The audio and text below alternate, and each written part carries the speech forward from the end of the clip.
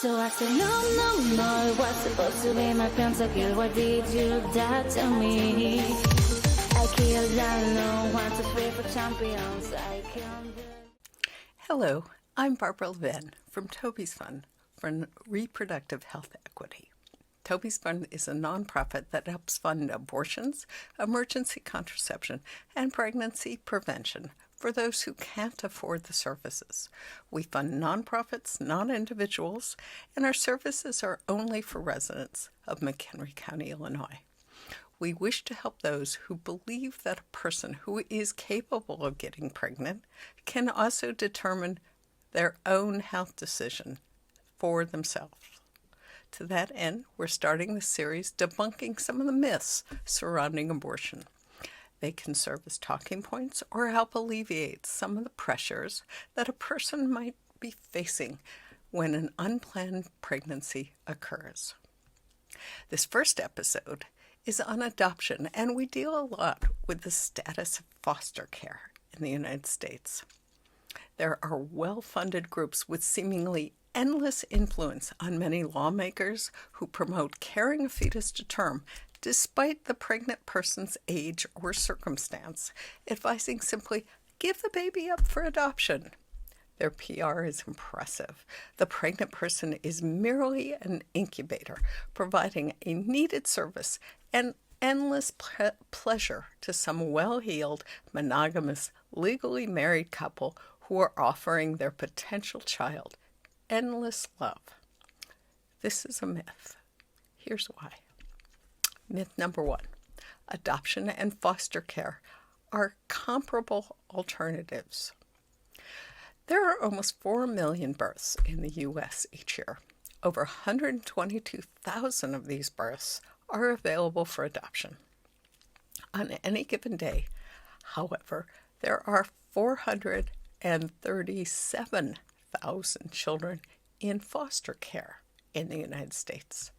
Of that 437,000, about 135,000 children of all ages are adopted each year.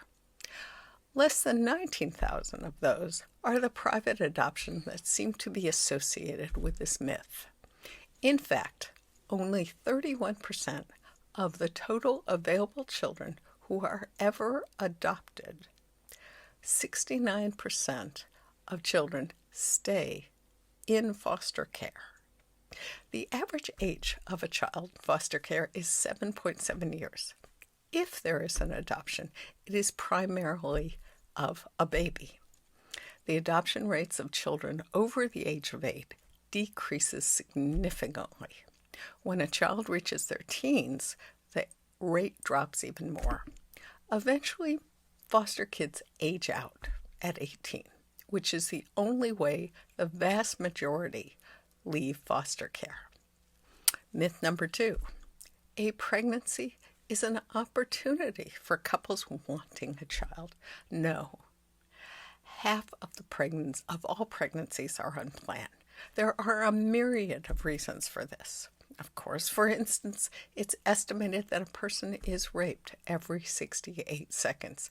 It is further conservatively estimated that about 5% of those rapes result in a pregnancy, or close to 33,000 a year. Yet, anti-abortion judges, clergy, and politicians would have you believe that a rape survivor should carry that pregnancy to term.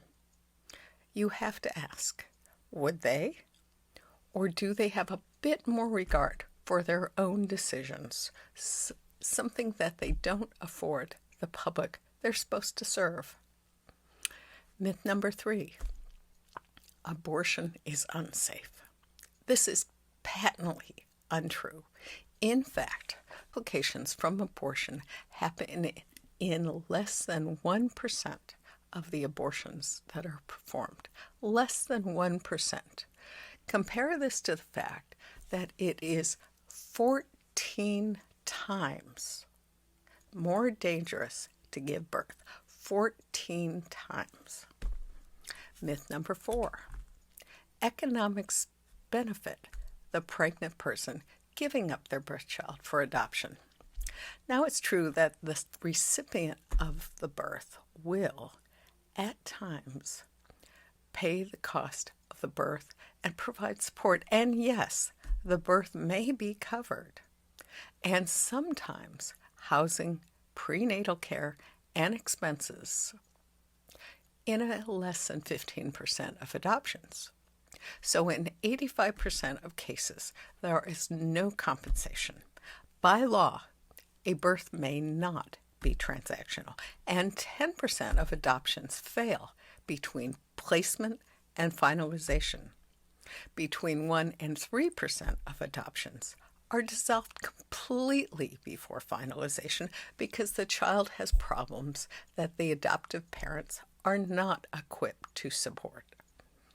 Beyond all this, what about the economic stability of the person giving birth who has given up months of education or career advancement?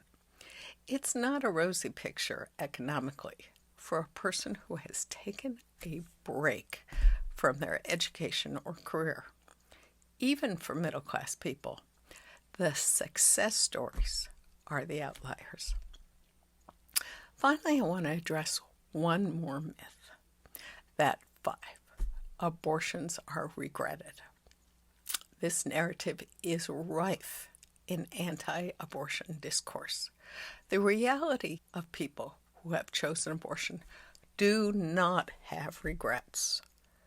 They have considered their circumstances and made their own decisions. Carrying a fetus to term and then giving that birth baby away can, in fact, cause a lifetime of regret and grief. It is adoption that is the backup plan, not abortion. Don't believe the hype. We hope that helps. Our next episode of Debunking Abortion Myths will cover religion. We will also, as part of this series, be covering exactly when conception happens. Stay tuned. So I said, no, it was supposed to be my pentakill. Why did you die to me? I killed, I know, 1, 2, 3 for champions. I can't believe